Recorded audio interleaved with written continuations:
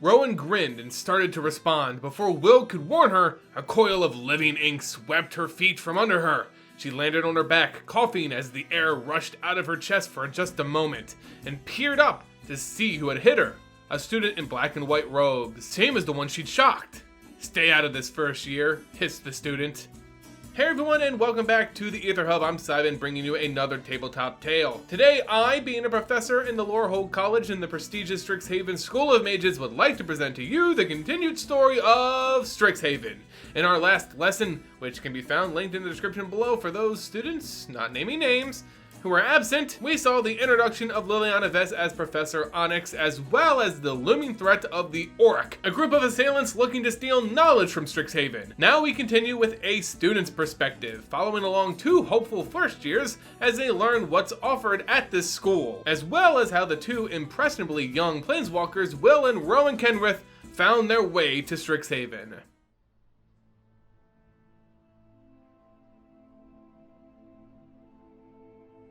In his chambers on Kylum, Will Kenrith stared helplessly at the towering stack of books on his bed. He'd been trying to choose which one to bring with him. At first, it seemed certain that the tome regarding the Molten Prophecy was the best bet, but then he had remembered his favorite historical text, the accounting of Thaddeus the Healer. It was now an hour later, and he was no closer to deciding.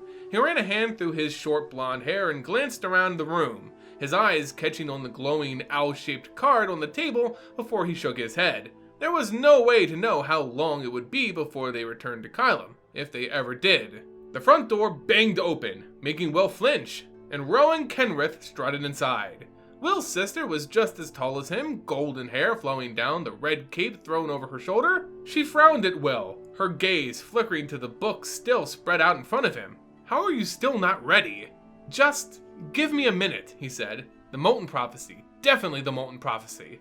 Rowan picked up the invitation from the table across the room. Golden sparks floated up from it, the owl-shaped card glowing slightly in her hand. "You've had 2 weeks, Will. We need to get going."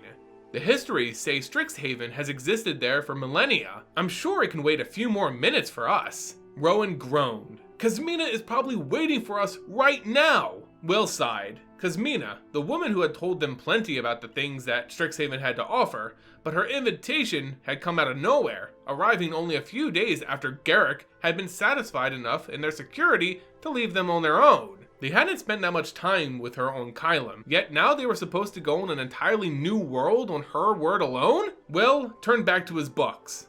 "I'm sure she'll be fine. We are leaving." "Yes, I know, today certainly, I just need to..." "No, Will," Rowan crumpled the invitation in her hand. "Now." Will started to speak, but light burst through the room, tendrils of shadows swirling through the air. He squinted against it as it spread out to surround his sister. Behind her, specks of a bright blue sky shone in a web of verdant green leaves. Rowan grinned and waved as she stepped into the light and disappeared. Will clenched his jaw, fighting the pull at his core, but his connection to his sister was too strong. Soon, the same tendrils of light and shadow erupted around him, washing the bed in its ethereal glow. Desperately, he grabbed the memoirs of Thaddeus the Healer before the light could pull him into a new plane.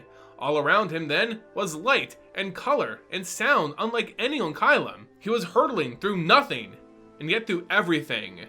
The first thing Will heard, wherever Rowan had taken them, was a high-pitched screech. It was coming from a blur of feathers and talons, a blur that was headed right for him. Will yelped, raising his memoirs as a shield. The bird cut up into the air just before impact, whirling in a wide arc overhead. They were in a clearing, surrounded by dwarfish, gentle-looking trees. At the edge of it stood a familiar figure carrying a crooked staff. After a moment, the bird dropped out of the sky and landed on the woman's shoulder. "Hello, Will." "Rowan?" A spear of sunlight shone over her, setting her red hair alight. Kazmina gave something of a small smile, nodding to him.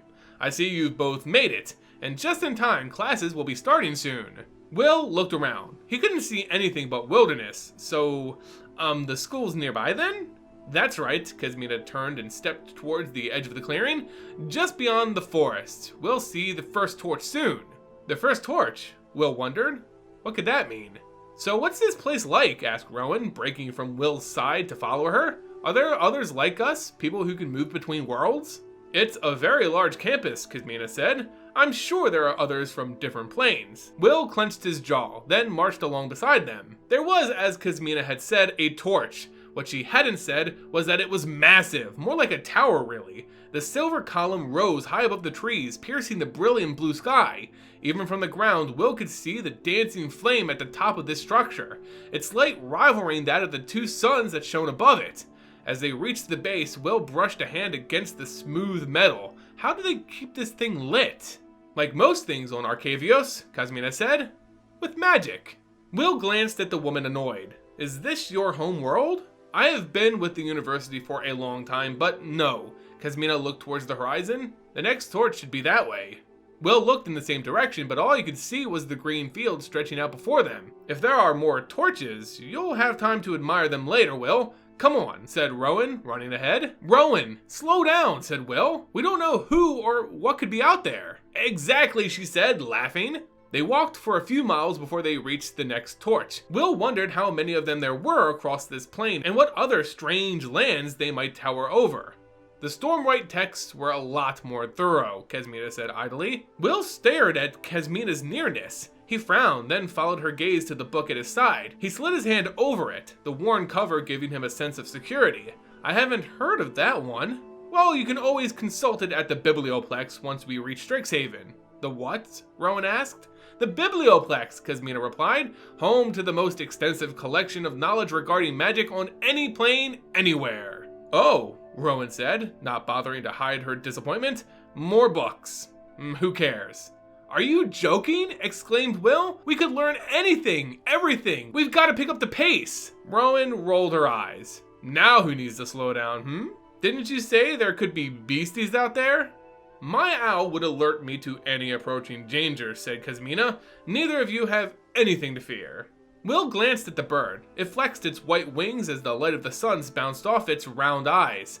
In a halting motion, it turned its head to look directly at him. Will frowned.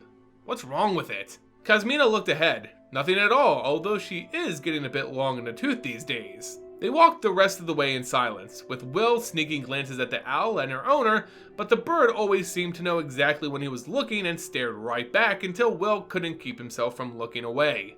He noted the changing landscape as they moved, spotting a range of reddish-gray mountains in the distance. Finally, Kazmina broke the silence as they passed yet another torch. Welcome to Strixhaven. As the trio crested the ridge, Will almost fell on his face at the sight before him. The campus stretched across the horizon, an intricate tangle of gleaming towers and flattened rooftops. A massive arc of jagged stones floated over what must have been the center of the institution, the ends of each stone pointing towards the ground smooth and flat, as if a giant blade had sheared away the bottoms. Will stepped over to Rowan's side.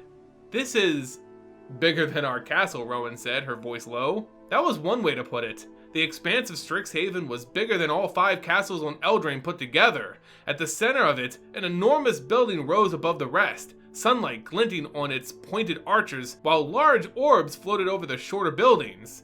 That's the Biblioplex, Kazmina said, coming to stand next to them. Will nodded absently, still speechless, as he gazed out over the campus. Rowan let out a short laugh, jolting him from his reverie. This is going to be good. Will smiled as he followed his sister towards the looming gates. They were massive enough to seem close, even though it would probably take them another hour of walking just to arrive. He'd only taken a few steps when he abruptly realized Kazmina wasn't following them anymore. He and Rowan turned and looked back, curious. Aren't you coming? Oh, no, Kazmina said, shaking her head. She looked at her owl and the bird took off flying towards the Biblioplex. I have other matters to attend to. Look for an owling called Mavine de Sharpbeak. She will help you guys get settled in. Oh, Rowan cleared her throat. Well, thanks then. Will bowed. What my sister said. Thank you for bringing us here. No need for such formality, Kazmina said, smiling, but you are most welcome. Will straightened and glanced at the woman once more before going to join his sister. Rowan, he whispered. What do you think an owling is? On the other side of the gates, the campus bustled with activity as people hurried along the wide stone paths of Strixhaven. Some of the younger students wore identical uniforms, their gray cloaks fluttering behind them as they hurried along. The older ones were each garbed in unique outfits and moved in groups like colors stained together. Red and blue ruffles and frills stood in stark contrast with the angles and swirls of the black and white coats. Green and black overcoats and heavy boots seemed to complete opposite of the elegant, narrow red and white waistcoats and high collars. Will turned on his heels, taking in the kaleidoscope of moving colors and shapes. "She's strange, isn't she?" said Rowan absently. She didn't seem nearly as excited over the spectacle around them. If anything, she seemed more lost in thought. "Who?" "Kasmina. Her and that owl," she shrugged. "I guess it doesn't matter anymore. She got us here, right?" Before Will could form a response, shouts rang out from farther inside the campus. In an instant, Rowan was off, running towards the voices. "Hey!" called Will, starting after her. "Wait up!" They raced around a corner only to skid to a stop at the entrance to a smaller courtyard. Inside, a crowd watched as two groups of students flung spells across a grassy field, the bolts of light and colors zipping and spiraling through the air as they narrowly missed their targets. One spell impacted a girl in red and blue, and she started to float, kicking her legs helplessly and weaving her arms. Laughter and applause rose from the crowd. Will stared in horror. "I thought this was supposed to be a school. This is brilliant," Rowan finished, grinning. She tugged on the sleeve of a nearby student, a young dryad in green and black. "Who's winning?" "So far, Prismari seems to have the advantage," said the student, "but I wouldn't get too comfortable if I were them. Those silver quills can be a vicious lot." "Bloodthirsty battling in the middle of a campus?" spouted Will. The dryad frowned. "This is just a duel. No one's actually getting hurt. Well, not too badly anyway." "Okay, enough of this," said Will, trying to sound forceful. "Rowan, come on. We need to speak to, well, some kind of administrator. A schoolmaster, perhaps. There are classes to join and surely books we need to acquire and..." Rowan stepped forward, ignoring him completely. Out on the field, a student had fixed his eyes on one of the Prismari in red and blue. His hands were raised and his lips moved as he spoke in a low, focused tone. Between his fingers, curls of black ink began to form. "Watch out!" shouted Rowan. She sent a jolt of electricity at one preparing the ink spell. He yelped as it zapped him, causing the black ink that he was conjuring to splash all over his uniform. More laughter and applause from the crowd. The Prismari student turned and looked at Rowan, surprised. "Thanks." Rowan grinned and started to respond. Before Will could warn her, a coil of living ink swept her off her feet. She landed on her back, coughing as the air rushed out of her chest for a moment, and peered up to see who had hit her. A student in black and white robes, same as the one that she had shocked. "Stay out of this first year," hissed the student. The air around Rowan snapped and crackled with electricity as she called up another charge. "Want to try that again?" Back on the sidelines, the dryad leaned over to Will. "So, is that your sister?" "I'm afraid so," he said, grimacing. "Well, it looks like she's chosen her house." It was true. Rowan was standing on the side of the Prismari students now, hurling sparks across at the others. Reluctantly, Will stepped onto the field, picking his way through the battle, dodging gouts of flames and arrows of light as they flew back and forth. When he finally managed to reach her, he grabbed her arm. "Rowan, this isn't our fight, let's go." She just laughed. "Will, you'd be having so much fun if you actually tried it." "We're not here to have fun, Rowan. We're here to become better mages." "Stand aside, first year," came a shout from behind him. He turned just in time to catch an orb of ink to the chest, which exploded and sent him crashing into Rowan. Together, they picked themselves off the ground, coughing, and Will looked down in horror. The copy of the Memoirs of Thaddeus had been covered in ink. Ooh. He knew at once that it was ruined. "Okay," Will growled, clenching his jaw. "Maybe this is our fight." Rowan tugged him to his feet. "Remember that match against Vitris and Gorm?" Will nodded, calling up the energy to cast magic. Instantly the air around him dropped several degrees. He let out a breath which fogged in the air. "Let's do it." Rowan turned and lifted her hand, calling forth a sphere of lightning that popped and sizzled as it stretched and snaked into the air. Will counted as he sent a wave of cold wind and ice to swirl around Rowan's lightning. 1, 2, 3! Will and Rowan moved as one as their magic combined into an arc towards the other students. They didn't seem to be grinning too smugly anymore, but just before it hit the silver quills, Rowan's lightning flared and snapped, cutting through the ribbons of Will's ice magic. Will frowned, but it was too late to adjust. Rowan's attack was too strong. It pierced the shield of light the older Silver Quill student had conjured to protect them, sending them stumbling backwards. Rowan whooped next to him, but the celebration was short-lived as she spun and used a lash of lightning to knock away another maid's barbs. Will stared at the spot where the combined magic, the interweaving of spells they had always been able to do, had failed. Something wasn't right. Will marveled at the walls inside of the students' dormitories. Intricate lines raced along the stone, glowing with a soft light. He reached out and traced one of them, the magic tingling against his fingertips. "This is it," Rowan said from down the hall. She waved Will over before pushing in the door. Going in after her, Will took in the sturdy walls and the glass window, sunlight streaming in, filling the space with a warm glow. 2 beds stood on either side of the room, each neatly made, with gray blankets covered in intersecting golden lines. On the wall behind the door, 2 uniforms hung on racks, matching shoes sitting on the floor beneath them. Rowan dropped onto the bed closest to the door. "This is nice. Much better than those rocks that they call beds on Kylum." Will chuckled as he set his books down on the other bed. He sat down, sinking into the plush mattress, and ran his hands across the gleaming stitches. The same glowing lines that flowed across the stone walls. Carved symbols nestled in at the corners. Stone flames and trees and stars marching along the ceiling. His attention snagged on the flames, reminding him of the fierce duel outside. He looked down at his hands. Did that spell we cast seem off to you? Rowan looked over from the other bed. "What do you mean?"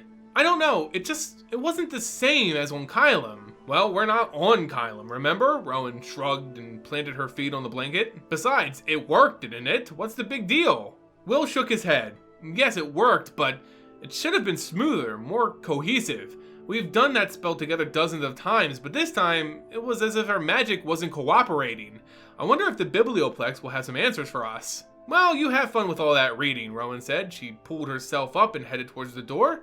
"This isn't just my problem, Rowan," protested Will. "What if being on this world is doing something to affect our magic? My magic is just fine." "No, it wasn't," Will stepped towards his sister. "But here we can figure out why. You heard Kazmina. This is the most extensive collection of magical knowledge in the multiverse. We didn't come here to get in some stupid school feud." Rowan rolled her eyes. "Oh, really? And what did we come here for?" "To learn, to get stronger, to take advantage of the knowledge and wisdom that Strixhaven has to offer." Will dropped his hands to his side. "We could take all of that back to Eldraine and help our people." Rowan shook her head. "That's what you came here for, Will. But I'm not you. We may be twins, but I'm allowed to live my own life." "Of course you are," Will sighed. "That's not what I meant." After a moment, Rowan turned and left. Will grabbed his books and hurried after her, but as Rowan moved farther down the hall, Will's steps slowed. Maybe he would have to find answers on his own. Alright everyone, let's go over some bullet points, shall we, students? Sorry I don't have my PowerPoint set up, so I hope you're all audible learners. We know that Will and Rowan, after their adventure on Eldraine, went jumping around with their newly ignited sparks. We saw in this story again how these twin planeswalkers are more connected than normal siblings. When one planeswalks, it's almost as if it forces the other to planeswalk as well. We learned this about them in Eldraine, how their souls are essentially one, and it's cool to see that continued in future stories. When we last saw them, Garruk Wildspeaker was chasing them through the multiverse in an effort to keep them safe as a means of thanking them for aiding him through the Curse of the Chain Veil. We don't get to see their adventures together, however, which is a real shame, but apparently Garruk did catch up with the twins, walked them through the Planeswalker basics, and essentially gave them their independence back, which afterwards saw the appearance of Kazmina, who invited them to Strixhaven. So we finally know, well, roughly, how Will and Rowan Kenrith got from the end of the story on Eldraine to Strixhaven. Still, the main point of this story is to build on the growing differences between Will and Rowan, who used to seem so connected as to be almost inseparable. They had differing personalities, of course, and that's really highlighted in this story, but now it's like their jointed soul is splintered, unable to work in harmony. I'm sure this is going to be a plot point moving forward on Strixhaven, so be sure to note that down, students. Anyway, everyone, class is out of time for today. As a pop quiz, please let me know in the comments below what you think of the story thus far. It's easy points as it's just a personal opinion essay. For some extra credit, be sure to leave this video a like, subscribe, tick that notification bell, and if you want to be a teacher's pet, be sure to check out our Patreon page linked in the description below. As always, students, thank you so much for attending Lowerhold College, and until next time, class dismissed.